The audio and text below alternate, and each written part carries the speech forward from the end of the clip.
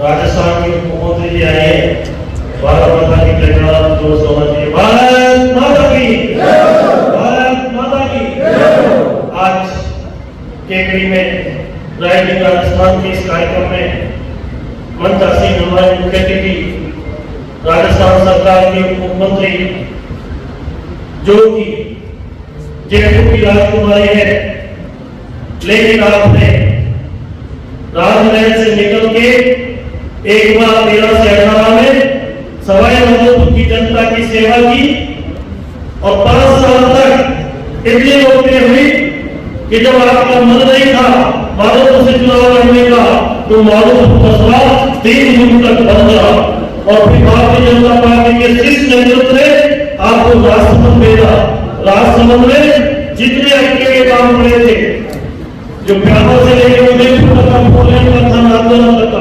उस काम को स्वीकार कराए, रेलवे की परियोजना स्वीकार कराई और आठों कॉन्स्टिट्यूंसी में विकास की गंगा बहाई और फिर शीर्ष नेतृत्व ने कहा कि अब आपको जयपुर शहर से लड़ना है। ऐसी हमारी राजस्थान की उप मुख्यमंत्री जी का केवल की परंपरा के अंतर्गत से स्वागत करता हूँ, अभिनंदन करता हूँ, बधाई देता हूँ, धन्यवाद। तो हमारे जिले के कलेक्टर भाई अनिल जी, भाई सोनू जी, हमारे सरवार लघु भाषा इकाई के अध्यक्ष और इस राइजिंग राजस्थान के कार्यक्रम में पधारे केकड़ी के उद्योग जगत के व्यापारी बंधु, पत्रकार बंधु, सभी मित्र, भारतीय जनता पार्टी के पदाधिकारी, प्रधान मनोहर सिंह जी, भाई आनंद जी, हमारे सभी कार्यकर्ता बंधु, सबको बहुत बहुत शुभकामनाएं देता हूं। मित्रों, पिछले 9 साल से राजस्थान में भारतीय जनता पार्टी के साथ 2 महीने से भारतीय जनता पार्टी जो मुंबई में रहते हैं, विदेश में रहते हैं, राजस्थान की बना रहने वाले हैं, उनको अपनी मिट्टी खा रहे हैं। वो मिट्टी कह रहे हैं कि तुमने इतना बड़ा बना है तो इस मिट्टी के लिए भी कुछ करोगे, तो वो भनोई से और बना से चल के और राजस्थान में उद्योग करोगे। बिहार से भरतपुर, वाया केकड़ी, टोड़ा तो भरतपुर तक के लिए ये सड़कों का जाल अभी आपने हमारे केकड़ी जिले के 6 सड़कों को डीपीआर बनाने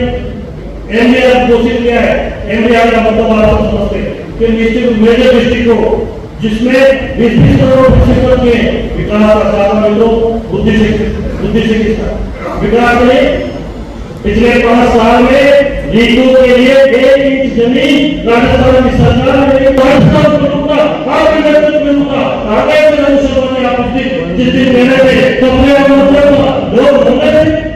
भारतीय जनता पार्टी की सरकार है, ये सरकार है, ये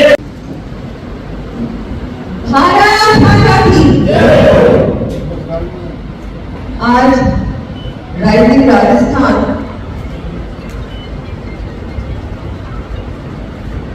इन्वेस्टर समिट मीट में जो कि आज केकड़ी में जिसका आयोजन है, उसमें हमारे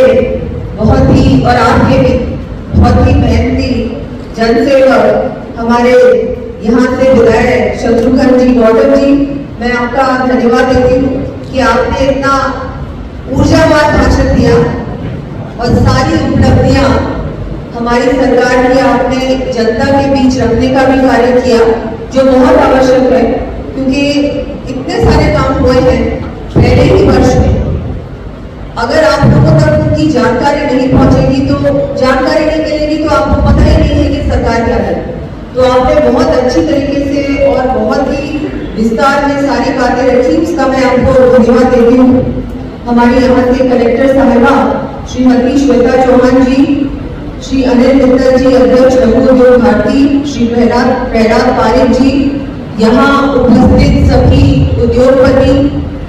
आज सभी जो इन्वेस्टर केकड़ी पधारे हैं, यहाँ के सभी मीडिया कर्मी, सभी जनप्रतिनिधिगण, सभी यहाँ अलग अलग संस्थाओं से पधारे पदाधिकारीगण, आप सभी को बहुत बहुत बधाई कि आज केकड़ी में 31 करोड़ के एमओयू 31 करोड़ 3100 करोड़, जो कि मुझे लगता है कि किसी ने सोचा नहीं था कि हमारे डिस्ट्रिक्ट लेवल में 3100 करोड़ के एमओयू पहले ही सारे राजस्थान दिसंबर में हो रहा है, लेकिन राइजिंग राजस्थान समिट होने से पहले ही इतना लोगों में उत्साह होगा, बिजनेस कम्युनिटी में उत्साह होगा कि समिट होने से पहले ही एमओयूज तैयार हैं और आज एमओयूज एक्सचेंज होने वाले हैं सरकार के साथ और इन्वेस्टर्स के साथ। तो ये जो जितने भी यहाँ आप सब उद्योगपति पधारे हैं, मैं आपको बधाई देती हूँ और यहाँ सरकार की है मंच पर। तो मैं आज अपनी ओर से भी और आपकी ओर से भी हमारी कलेक्टर साहिबा विधायक जी को कहना चाहूंगी कि जैसा कि आपने कहा धरातल पर उतरना बहुत जरूरी है, तो एमओयूज हमारे धरातल पर उतरे और जितना भी कहीं भी कोई भी अगर दिक्कत आ रही है, परेशानी आ रही है, अड़चन आ रही है, तो हम लोगों को बताएं। मैं आपकी प्रभारी मंत्री हूँ केकड़ी की और अजमेर की, तो अगर ऐसी कोई भी बात है तो आप लोग भी मुझ तक मुझे मिले, जयपुर में मिले या जब मैं यहाँ मेरा दौरा होता है उस समय मिले या मुझे ईमेल भेजे, क्योंकि ये सारे एमओयूज से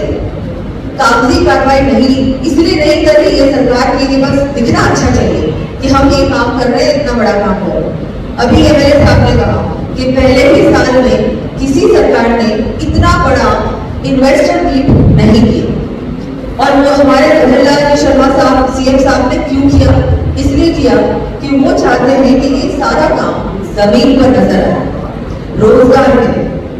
इसमें हम सब जानते हैं कम से कम 7,000 लोगों को, युवाओं को रोजगार मिले, कम से कम। तो जैसा इतना बड़ा काम हमारे माननीय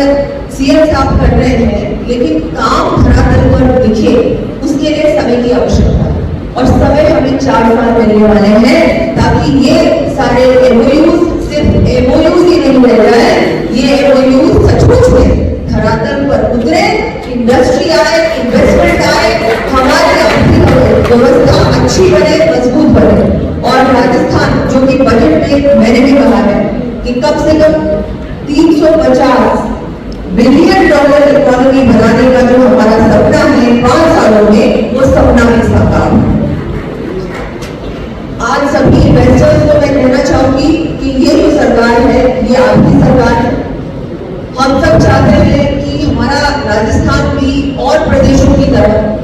चाहे गुजरात हो, चाहे उत्तर प्रदेश हो और जितने भी बड़े बड़े ऐसे प्रदेश हैं जो हमसे बहुत आगे निकल गए, विशेषकर बिजनेस में। अगर किसी को कहते हैं कि इंडस्ट्री हब, तो आज तक राजस्थान इंडस्ट्री हब नहीं कहलाता, लेकिन अब कहला है। इस सरकार का लक्ष्य है कि इंडस्ट्री बढ़नी चाहिए। इंडस्ट्री अगर यहाँ पर बढ़ेगी, चाहे सरकार की ओर से भी रोजगार बढ़ेगा, प्राइवेट सेक्टर की ओर से भी रोजगार बढ़ेगा, निवेश आएगा, उससे हमारा जो प्रदेश है वो एक ऐसा प्रदेश बनेगा जो कि मुझे लगता है हम सभी का सपना है। आपका सपना भी है, हमारा सपना भी है। हम सब चाहते हैं कि राजस्थान उन प्रदेशों की श्रेणी में आए कि जब कोई राजस्थान का नाम ले तो कहे कि अरे वाह, राजस्थान, राजस्थान तो सबसे विकसित प्रदेश है, सबसे समृद्ध प्रदेश है, सबसे मजबूत प्रदेश है। क्योंकि अगर आर्थिक व्यवस्था किसी भी प्रदेश की मजबूत होती है ना, तो ये बाकी सारी बातें, चाहे लॉ एंड ऑर्डर हो, सुरक्षा हो, शिक्षा हो, स्वास्थ्य हो, ये सारी समस्या अपने आप ही कम हो जाती है। अभी सड़कों की बात की, पानी की बात की, मैं आपको बताना चाहूंगी, अगर बिजनेस आएगा, इन्वेस्टमेंट आएगा, इंडस्ट्री लगेगी, तो अपने आप ही इंफ्रास्ट्रक्चर भी मजबूत हो। ज्यादा हमारे प्रदेश में रेलवे स्टेशन बनेंगे, रेलवे लाइन्स बनेंगी, एयरपोर्ट्स बनेंगे, सड़कें बनेंगी, हाईवेज बनेंगे, एक्सप्रेसवेज बनेंगे, क्योंकि ये आ जाएगा, उसके बाद अपने आप सब कुछ हो जाता है आवश्यकता के अनुसार। अगर आवश्यकता ही नहीं होती है तो सरकार भी सोचती है कि नहीं, अभी यहाँ तो इतना ट्रैफिक ही नहीं है, यहाँ तो लोग ही नहीं रहते हैं, यहाँ पर इतनी बड़ी रेलवे लाइन की क्या आवश्यकता है। लेकिन अगर लोग रहेंगे, यहाँ पर इंडस्ट्री आएगी, तो ऑटोमेटिकली इंडस्ट्री आती है तो वहां पर वो पूरा जो एरिया है तो अपने आप ही आगे बढ़ जाता है, उस एरिया में जनसंख्या बढ़ जाती है, वहां लोग रहने लगते हैं, तो सारी मूलभूत सुविधाएं अपने आप मिल जाती है। तो ये सब चीजें कनेक्टेड है, ये आपस में जुड़ी हुई है। तो ये जो काम होने जा रहा है राइजिंग राजस्थान, ये बहुत बड़ा काम होने जा रहा है। यहाँ बहुत सारे युवा भी हैं। मैं आपको भी कहना चाहूंगी कि अभी राजस्थान का जो पल है वो सुनहरा पल है, गोल्डन एज है राजस्थान। इसमें आपका योगदान, आपकी भागीदारी, आपकी पॉजिटिव सजेशंस, आपके अगर कोई सकारात्मक सुझाव है तो मुझे लगता है वो भी आप डिस्ट्रिक्ट लेवल पर या सरकार को जरूर दें, क्योंकि आपके सुझावों के साथ, आपके सहयोग के साथ हम लोग आगे बढ़ सकते हैं। अभी शुरुआत हुई है, इसके बाद भी आगे बहुत सारी इंडस्ट्रीज आएंगी, एमओयूज होते रहेंगे। राइजिंग राजस्थान दिसंबर में हो जाएगा, उसके बाद भी ये बंद नहीं होने वाला, ये बंद होना भी नहीं चाहिए,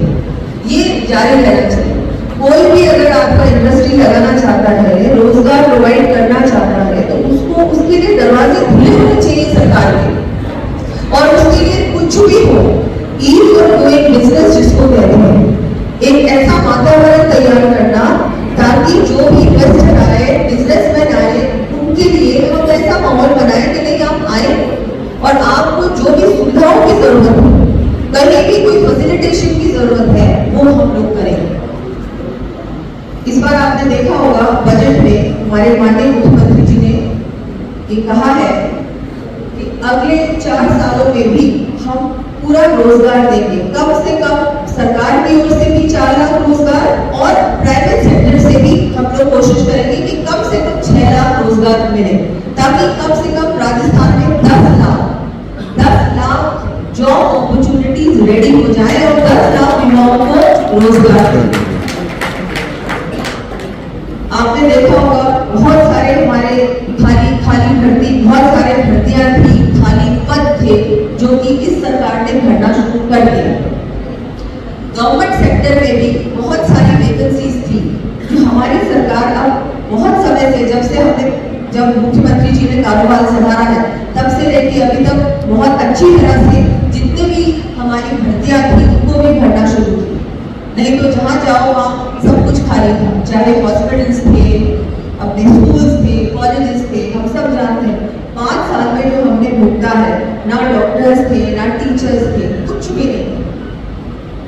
सड़कों के नाम पे तो गड्ढे ही थे। पिछली सरकार ने भी समिट की, इन्वेस्टमेंट समिट की, लेकिन वो सब कुछ कागजी कार्रवाई। अभी समय नहीं है कि मैं पिछली सरकार की बुराइयां करूं, क्योंकि अगर मैं उसमें चली जाऊंगी तो मुझे लगता है मुझे कम से कम 3-4 घंटे की जरूरत पड़ेगी, क्योंकि उनके जो कारनामे हैं वो तो ऐसे हैं जिसमें मुझे लगता है जितना कहें उतना कम। लेकिन हमको हमारा काम करना है। हमारे माननीय मुख्यमंत्री जी, माननीय प्रधानमंत्री जी देश को, माननीय प्रधानमंत्री जी आगे बढ़ाने के लिए हर संभव प्रयास कर रहे हैं, देश को आत्मनिर्भर बनाने के लिए हर संभव प्रयास कर रहे हैं। वहीं पर हमारे माननीय मुख्यमंत्री जी भी पूरी कोशिश कर रहे हैं कि नहीं, यहाँ को कैसे क्या कर सकते हैं जिससे कि राजस्थान में ज्यादा एक बहुत ऐसा स्टेट बन जाए हमारा राजस्थान, जहाँ किसी भी चीज की कोई कमी नहीं। आपने देखा होगा पावर सेक्टर में भी बहुत इन्वेस्टमेंट आया है, क्योंकि हमारे जो नेचुरल रिसोर्सेज हैं, सबसे बड़ी बात तो सूर्य देवता हमारे पे बहुत, उनका आशीर्वाद रहता है, तो सोलर पे भी इस बार बहुत ध्यान दिया गया है। हमारे जो दूसरे नेचुरल रिसोर्सेज हैं, माइनिंग है, मिनरल्स है, टूरिज्म है, ये सारी चीजें राजस्थान में पहले से ही है। अगर किसी चीज की आवश्यकता है तो बस इसकी आवश्यकता है कि इन सबको और ज्यादा कैसे बढ़ा सकते हैं और इनको क्या हम कर सकते हैं जिससे कि ये सेक्टर, जितने भी सेक्टर्स हैं, ये और ज्यादा बाहर से भी जो लोग आना चाहते हैं वो भी आए और यहाँ इन्वेस्ट करें, एक ऐसा वातावरण है। तो उसके लिए हमारी सरकार पूरी तरह से तैयार है। आपने देखा होगा ब्रिक्स 2024 भी इस बार लॉन्च हुई है, उसमें भी बहुत सारे आपको इंसेंटिव्स दिए गए हैं, बहुत सारी ऐसी पॉलिसीज हैं, उसमें बहुत सारे ऐसे बहुत आसानी। राइजिंग राजस्थान के तहत शुक्रवार को केकड़ी में